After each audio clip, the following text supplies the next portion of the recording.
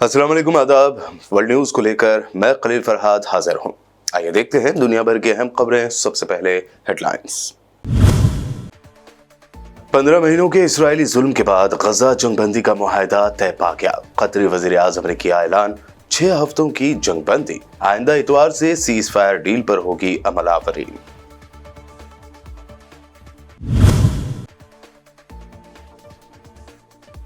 गजा जंगबंदी के ऐलान के साथ ही सड़कों पर खुशी से निकल पड़े गजा के फलस्तीनी। जंगबंदी के ऐलान के बावजूद इसराइल ने फिर की गजा पर बमबारी।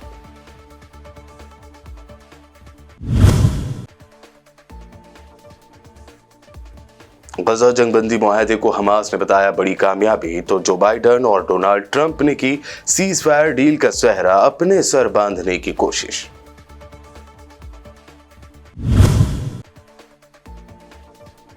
एक्टर सैफ अली खान के घर में घुसे अनजान शख्स ने एक्टर पर किया हमला। जख्मी हालत में अस्पताल में दाखिल।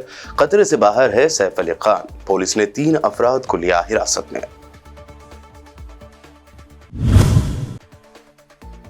बीजेपी की साजिश थी मुबैना शराब घोटाला, जिसमें केजरीवाल, सिसोदिया और संजय सिंह को किया गया गिरफ्तार। आप राज्यसभा रुकन का दावा, पीएम मोदी से सरेआम माफी मांगने का किया मुतालबा।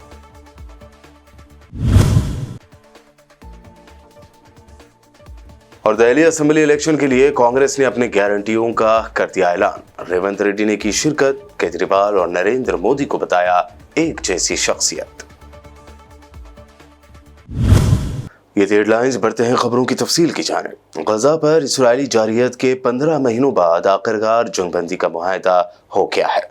कतर के वजीर आजम मोहम्मद बिन अब्दुर्रहमान बिन जासिम अस-सानी ने गजा जंगबंदी मुआहदा तय पाने का ऐलान कर दिया। 6 हफ्तों की जंगबंदी पर अमल दरामद 3 फेज में किया जाएगा। मरहलावार सिविलियन कैदियों का तबादला और जंगबंदी के खात्मे पर मुज़ाकरात होंगे। दूसरे मरहले में इसराइली फोर्स के कैदियों को हमास रिहा करेगी और गजा के अवामी मकामात से इसराइली फौज का इनखला होगा।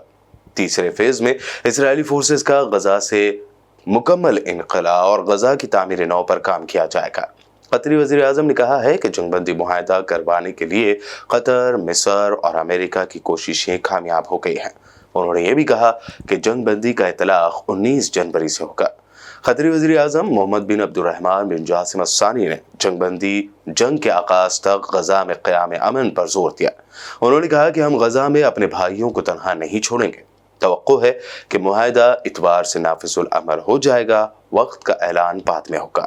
We have faith, Becky, that brought us to this moment, and I think that's the most important part, that we are committed.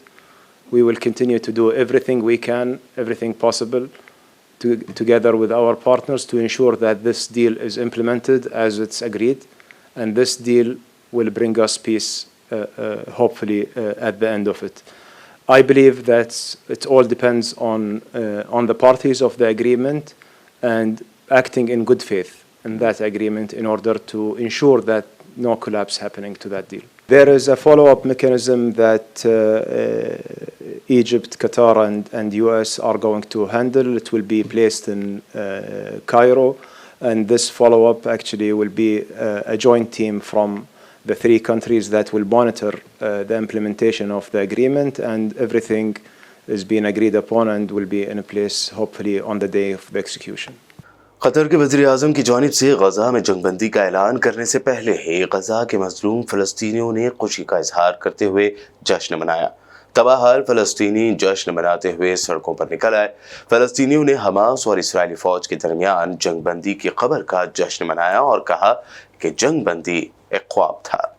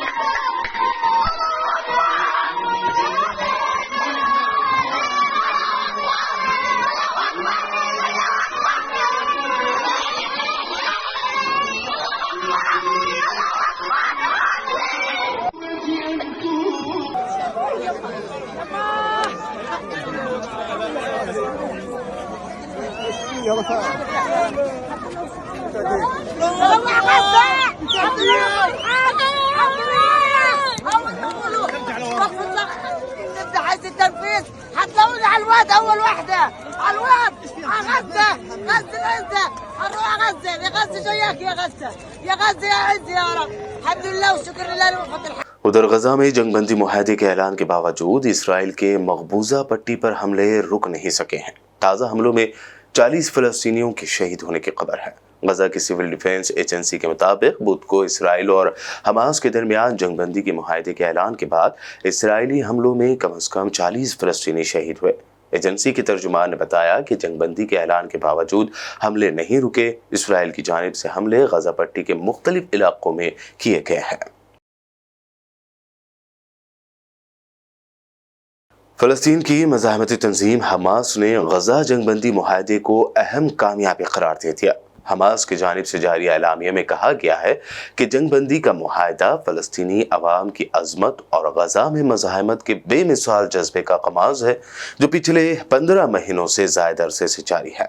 Hamas ने कहा कि ये मुआहदा फ़लस्तीनी अवाम, उनकी मज़ाहमत, उम्मत मुस्लिमा और आलमी सतह पर आज़ादी पसंदों की एक मुश्तरका कामयाबी है और ये हमारी जद्दोजहद के सफ़र में एक संग मील की हैसियत रखती है। मज़ाहमती तंजीम ने कहा कि गजा के साबिर और शुजाअत से भरपूर आवाम की हिमायत और दिफा हमारा फ़र्ज़ है। इसराइली जारहियत और नस्ल कुशी को ख़त्म करना अव्वलीन तरजीह है। गजा में जंगबंदी के ऐलान के साथ ही उसका क्रेडिट लेने की रेस लग गई है। अमेरिकी सदर जो बाइडन और नौमुंतखब अमेरिकी सदर डोनाल्ड ट्रंप ने सीज़ फायर का सहरा अपने अपने सर बांधने की कोशिश की।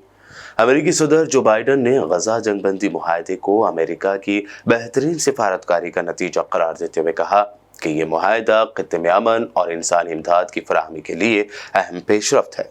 दूसरी तरफ नौमुंतखब अमेरिकी सदर डोनाल्ड ट्रंप ने गजा में इसराइली मग़वियों की रिहाई के मुआहदे का सहरा अपने सर बांधते हुए दावा किया कि ये डील उनकी नवंबर की तारीखी इंतखाबी कामयाबी के बगैर मुमकिन नहीं था। ट्रंप ने अपने social media platform truth social पर एक बयान जारी करते हुए कहा कि मिडल ईस्ट में इसराइली होस्टेजेस की रिहाई का मुआहदा तय पा गया है और वो जल्द ही आज़ाद हो जाएंगे। यमन के हौसियों ने भी गजा में जंगबंदी मुआहदा होने के बाद इसराइल के खिलाफ हमले रोकने का ऐलान कर दिया है। बैनुल-अक़वामी खबर रसाई इदारे की रिपोर्ट के मुताबिक यमन के हौसियों के तर्जुमान का कहना है कि हौसी इसराइल और हमास के दरमियान मुआहदे का एहतराम करेंगे। तर्जुमान के मुताबिक गजा पट्टी में जंगबंदी के बाद इसराइल पर मिसाइल और ड्रोन हमले बंद कर देंगे। क्या मिस्र के सदर अल-फत्ताह अल-सीसी को भी बशारुल असद की तरह इक़्तिदार से बेदखल कर दिया जाएगा? दरअसल ये सवाल इसलिए उठने लगे हैं कि शामी सदर बशारुल असद की हुकूमत का तख्ता उलटने के लिए शामी जंगजुओं का साथ देने वाले एक मिस्री अस्करियत पसंद को कायरा हुकूमत को धमकियां देने के इल्ज़ाम में सीरियन ओहदेदारों ने हिरासत में लिया है। रॉयटर्स की एक रिपोर्ट के मुताबिक इस मिस्री अस्करियत पसंद ने सोशल मीडिया पर अल-फत्ताह अल-सीसी की हुकूमत को धमकियां दी। ये बात शामी होम मिनिस्ट्री और अरब सिक्योरिटी ज़राए ने बताई है। उसने कहा था कि अल-सीसी का अंजाम भी सीरिया के सदर बशारुल असद जैसा होगा। वर्ल्ड न्यूज़ में खबरें अभी और भी हैं, फिलहाल रुकते हैं एक छोटे से ब्रेक के लिए।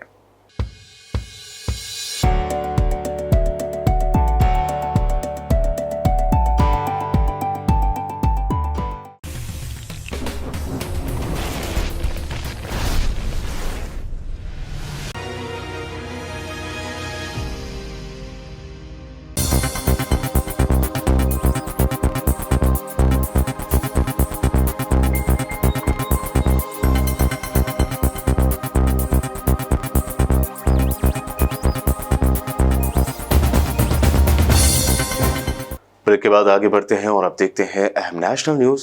बॉलीवुड एक्टर सैफ अली खान से जुड़ी खबर ने आज अवाम को हैरान कर दिया।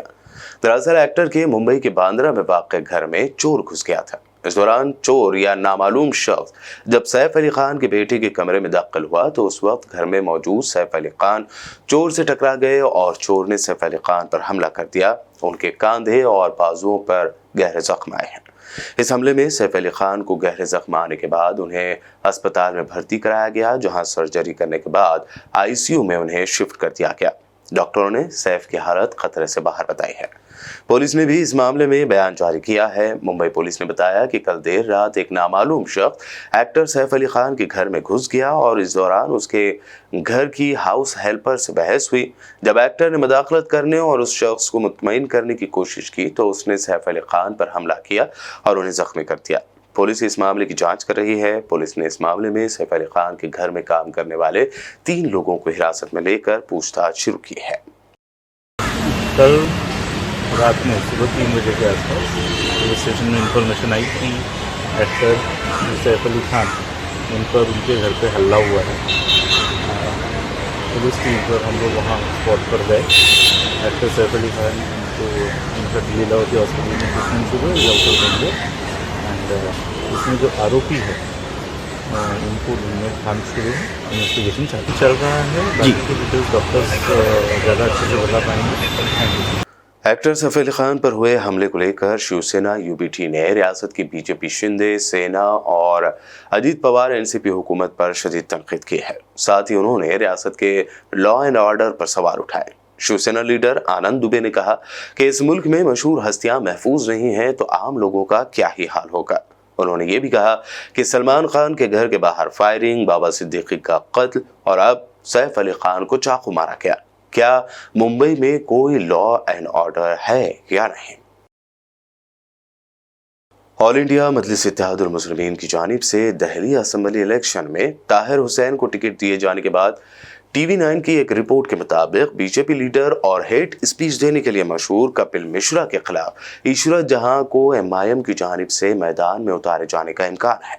इशरत जहां पर दिल्ली फसाद में मुलविस होने का इल्जाम लगा था। इशरत जहां कांग्रेस की फॉर्मर काउंसलर हैं और ओखला असेंबली सीट से मजबूत दावेदार थी। हालांकि कांग्रेस ने साबिक MLA आसिफ खान की बेटी अरीबा खान को ओखला से उम्मीदवार बनाया है। कांग्रेस कायद पवन खेड़ा ने एक वीडियो जारी करते हुए कहा कि RSS चीफ मोहन भागवत की जानिब से हिंदुस्तान को 1947 में आज़ादी नहीं मिली वाला बयान हमारे मुल्क को कमजोर करने की कोशिश है। साथियों, अंग्रेजों को हिंदुस्तान छोड़े लगभग 7.5 दशकों से ऊपर हो चुका है, लेकिन एक मुखबिरों का गिरोह, एक गैंग अंग्रेजों ने बनाया था 100 साल पहले। 100 साल इसी साल उनको पूरे हो रहे हैं।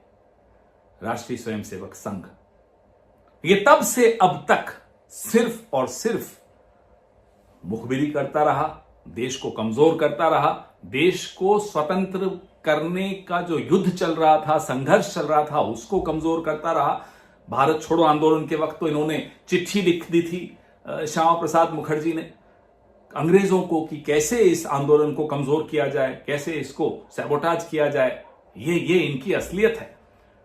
और अब एक बीमार आदमी, पूरी तरह से बीमार आदमी मोहन भागवत कहता है कि भारत को 1947 में आजादी नहीं मिली।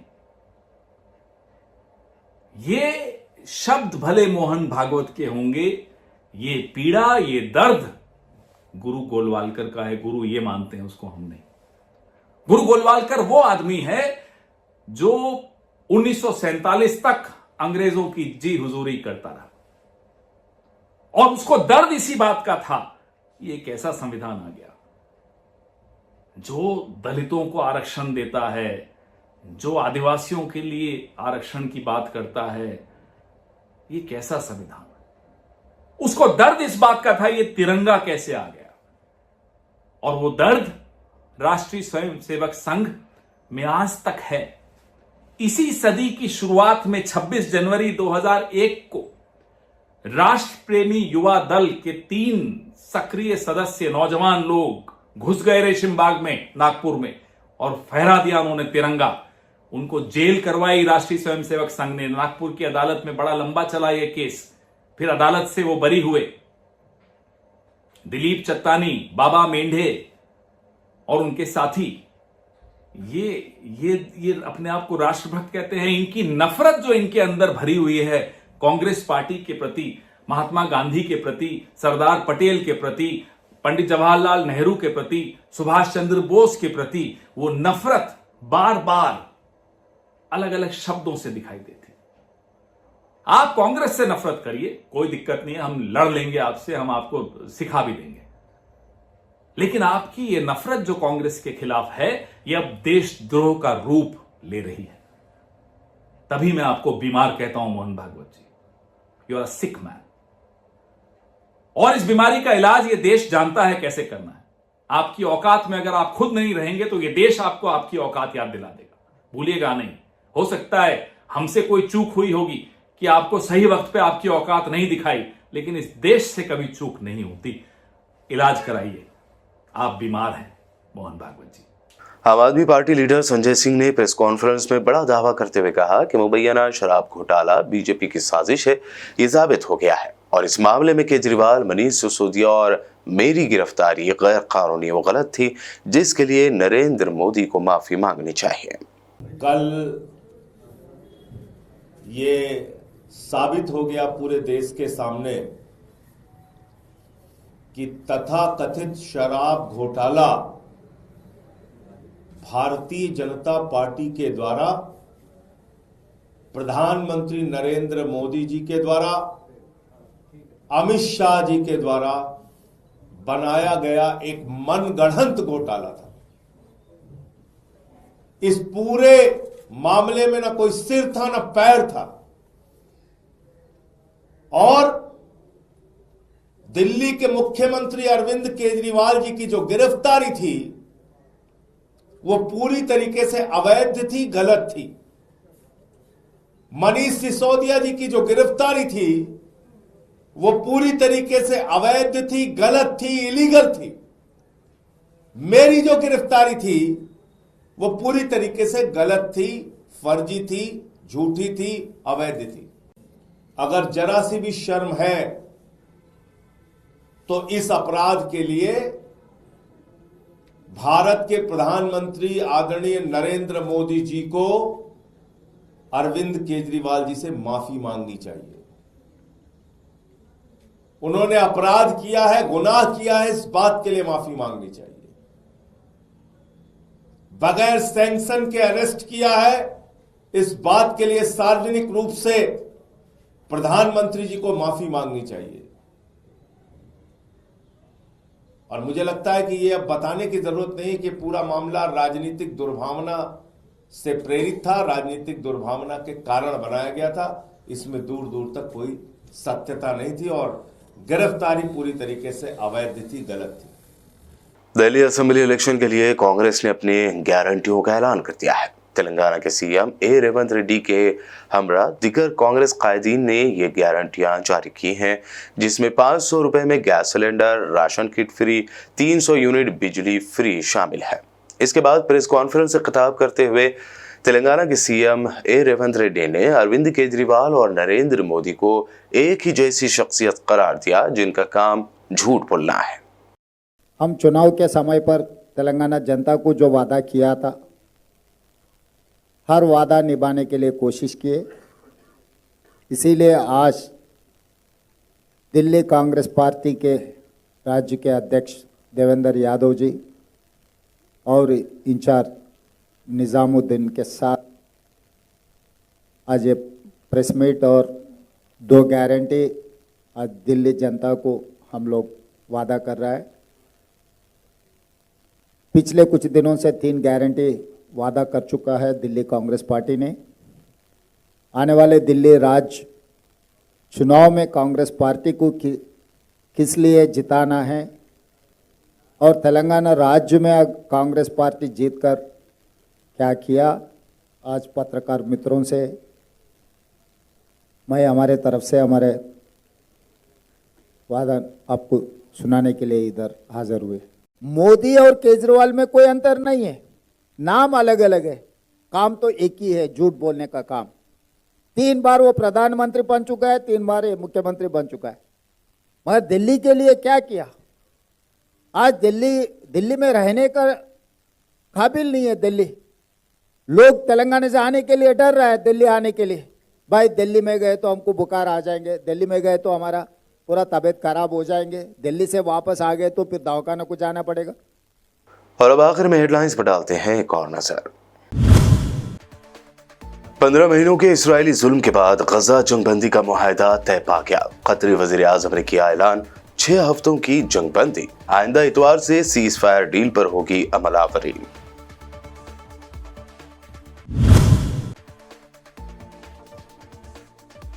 गजा जंगबंदी के ऐलान के साथ ही सड़कों पर खुशी से निकल पड़े गजा के फलस्तीनी। जंगबंदी के ऐलान के बावजूद इसराइल ने फिर की गजा पर बमबारी।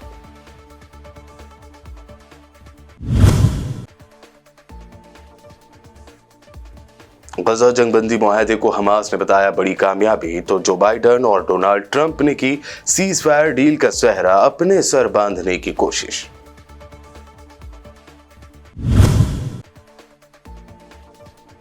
एक्टर सैफ अली खान के घर में घुसे अनजान शख्स ने एक्टर पर किया हमला, जख्मी हालत में अस्पताल में दाखिल। खतरे से बाहर है सैफ अली खान, पुलिस ने 3 अफराद को लिया हिरासत में।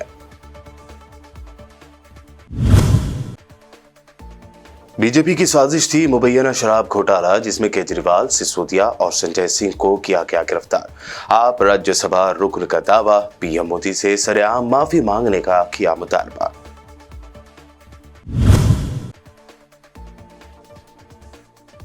और दिल्ली असेंबली इलेक्शन के लिए कांग्रेस ने अपने गारंटियों का कर दिया ऐलान। रेवंत रेड्डी ने की शिरकत, केजरीवाल और नरेंद्र मोदी को बताया एक जैसी शख्सियत। ये थी वर्ल्ड न्यूज में अब तक की अहम नेशनल व इंटरनेशनल न्यूज। मज़ीद ताज़ा तरीन अपडेट्स और दिलचस्प प्रोग्राम्स के लिए देखते रहिए BBN चैनल।